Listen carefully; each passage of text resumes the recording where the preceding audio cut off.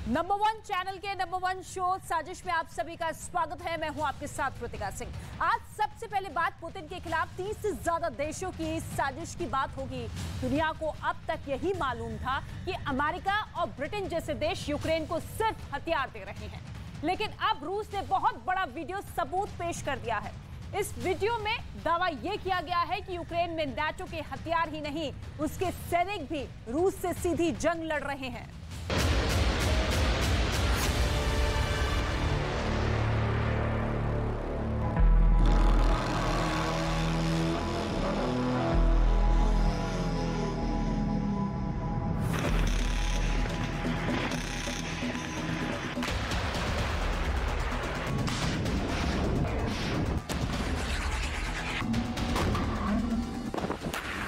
Ukraine की जंग में पुतिन की सेना के हाथों मारे गए 7 जवान ब्रिटेन के थे।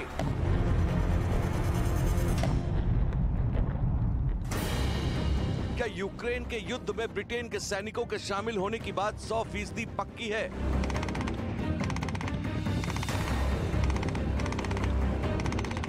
पहले यह दावा पेंटागन के लीक सीक्रेट दस्तावेजों से सामने आया और अब रूस के रक्षा मंत्रालय के हवाले से खुद ब्रिटेन के अखबार द डेली मेल ने यह दावा कर पूरी दुनिया में हड़कंप मचा दिया है।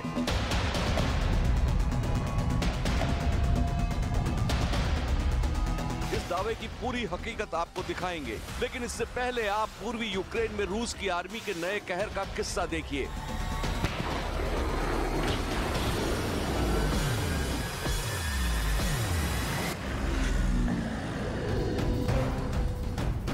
बखमुत और खेरसौन के बाद अब एक बार फिर से खार्किव भी रूस के निशाने पर है, जहां शनिवार की देर रात एक साथ 5 मिसाइलें गिरी तो तबाही और बर्बादी से कोहराम मच गया। मिसाइलों की जद में आई इमारतें पल भर में धराशायी हो गईं। और फिर कुछ ऐसा मंजर सामने आया।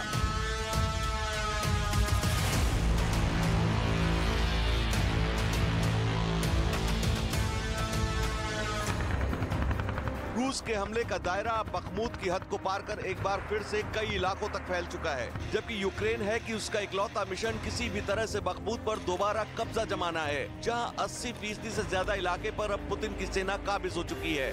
कोई जमीन को फिर से हासिल करने के लिए यूक्रेन की सेना ने पलटवार तेज कर दिया है। सबूत के तौर पर खुद यूक्रेन की सेना ने ये वीडियो रिलीज किया है।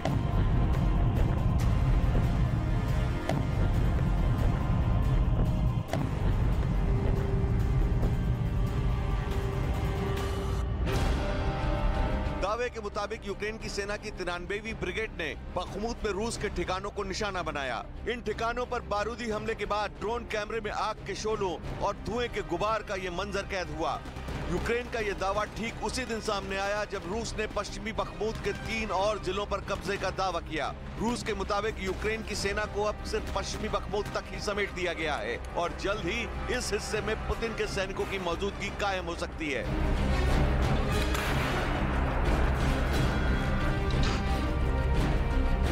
रूस की सेना यूक्रेन के मुकाबले ताकतवर है, ये जेलेंस्की के जवान भी मांगते हैं। बावजूद इसके वो पीठ दिखाकर भागना मुनासिब नहीं समझते।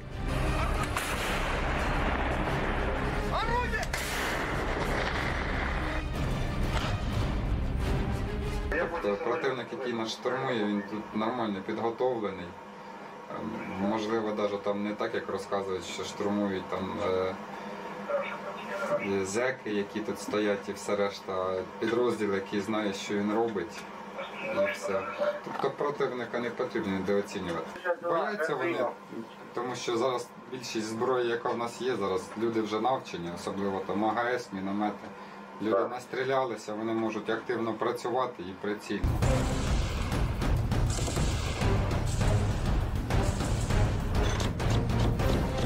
बखमुत में जंग बहुत भीषण हो रही है, अंजाम बहुत खतरनाक होने वाला है, ये जेलेंस्की भी जानते हैं और उनके मददगार नाटो देश भी।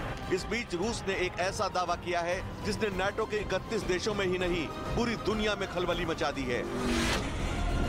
रूस के दावे के मुताबिक उसकी सेना ने यूक्रेन की जंग में 7 ब्रिटिश लड़ाकों को मार गिराया है।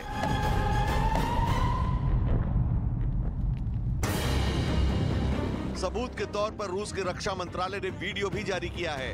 वीडियो ट्रेंच वॉर का है। रूस के दावे के मुताबिक इसी युद्ध में उसके सैनिकों ने ब्रिटेन के 7 लड़ाकों को ढेर कर दिया, जो कद काठी में उनसे 2 गुने बड़े थे।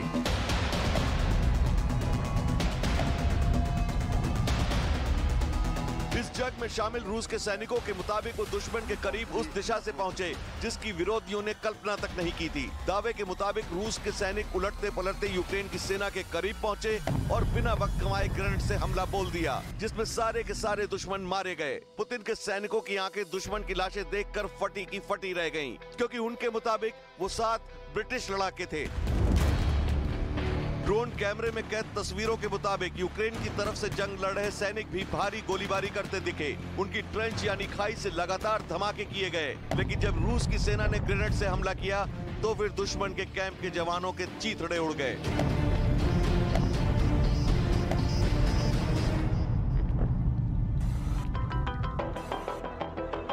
हालांकि ये दावा रूस का है और मारे गए लड़ाकों का ताल्लुक ब्रिटेन से था, इसे लेकर कोई पुख्ता सबूत सामने नहीं आ सका है।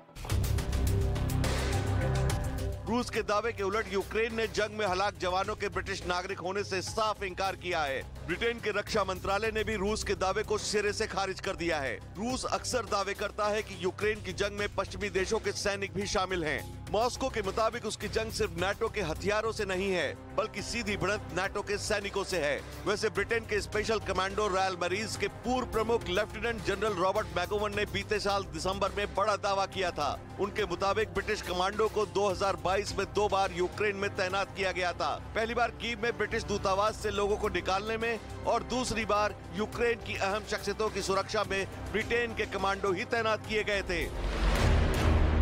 रूस से युद्ध में यूक्रेन को हथियार मुहैया कराने वाले बड़े देशों में ब्रिटेन का भी नाम है, लेकिन अब यूक्रेन की जंग में ब्रिटेन के सैनिकों की मौजूदगी और उन्हें मार गिराने का दावा कर रूस ने बड़ा धमाका किया है।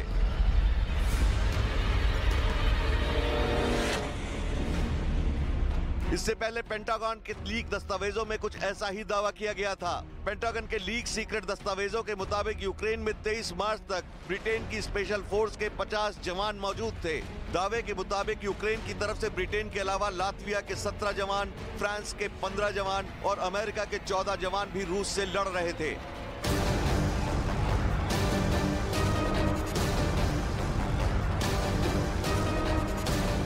ऐसे में ये दावा सही है तो फिर यूक्रेन में ब्रिटेन के 7 लड़ाकों को रूस की तरफ से मारे जाने के दावे को कैसे झुटलाया जा सकता है। हालांकि अब की तरह तब भी पेंटागन के लीक दस्तावेजों के दावे को ब्रिटेन के रक्षा मंत्रालय ने खारिज किया था।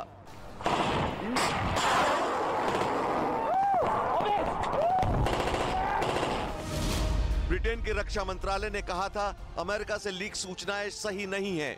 इसे सच मानने से पहले लोगों को सचेत रहना चाहिए, क्योंकि इससे झूठी सूचना फैलने का खतरा है। बड़ी बात यह कि खुद अमेरिका के बड़े अखबार न्यूयॉर्क टाइम्स ने लीक दस्तावेजों के कई हिस्सों को सही ठहराया है। ऐसे में सवाल ये कि यूक्रेन में नाटो देशों और खासकर ब्रिटेन के सैनिकों की मौजूदगी की बात झूठी कैसे हो सकती है।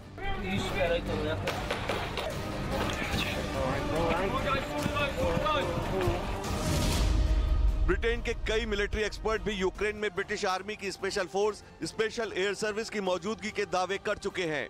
यूक्रेन में स्पेशल एयर सर्विस के जवानों को भेजने के दावों के बाद ब्रिटेन की सरकार को कटघरे में भी खड़ा किया गया। हालांकि ब्रिटिश रक्षा मंत्रालय ऐसे दावों को खारिज करता रहा है, लेकिन इससे कौन इंकार कर सकता है कि काला सागर में रूस और ब्रिटेन के लड़ाकू विमानों की भिड़ंत होते होते बची थी।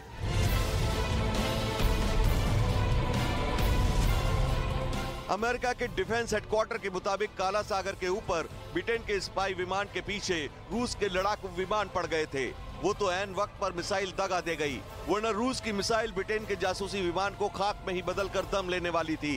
गनीमत ये रही कि लड़ाकू विमान से फायर की गई मिसाइल तकनीकी खराबी से आधे रास्ते में ही गिर गई। अगर रूस की मिसाइल ने ब्रिटिश खुफिया प्लेन को मार गिराया होता तो आज युद्ध की तस्वीर कुछ और ही होती।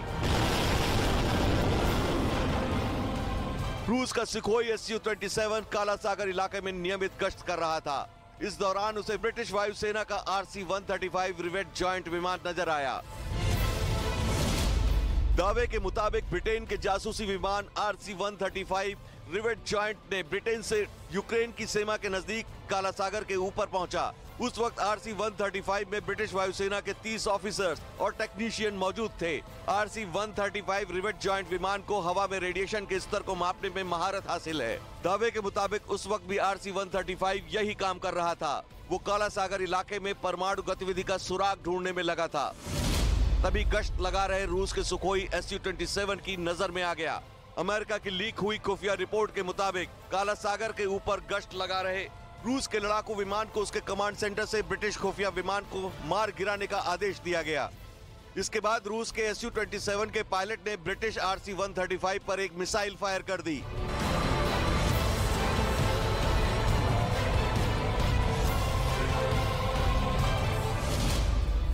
अमेरिका के लीक हुए दस्तावेज के मुताबिक रूस के Su-27 पायलट को जमीन पर मौजूद एक रडार ऑपरेटर ने ब्रिटिश विमान के बारे में बताया था, लेकिन Su-27 विमान के पायलट ने उसका गलत मतलब निकाला। रूस के पायलट को लगा कि उसे ब्रिटिश विमान पर मिसाइल फायर करने की इजाजत है। इसके बाद रूस के पायलट ने ब्रिटिश जासूसी विमान पर निशाना साधा और एक मिसाइल फायर कर दी। गनीमत ये रही कि मिसाइल में खराबी आ गई और ब्रिटिश रूस का महायुद्ध टल गया। तब तो युद्ध टल गया, लेकिन अब जबकि रूस ने सीधे सीधे ब्रिटेन के 7 जवानों को यूक्रेन में ढेर करने का बड़ा दावा कर सनसनी मचा दी है, ऐसे में क्या अपने हथियारों को खुलेआम यूक्रेन भेजने वाले नाटो देश अब अपने जवानों को भी पुतिन की सेना के खिलाफ उतारने की हिम्मत दिखा पाएंगे? जवाब फिलहाल ना में ही होगा।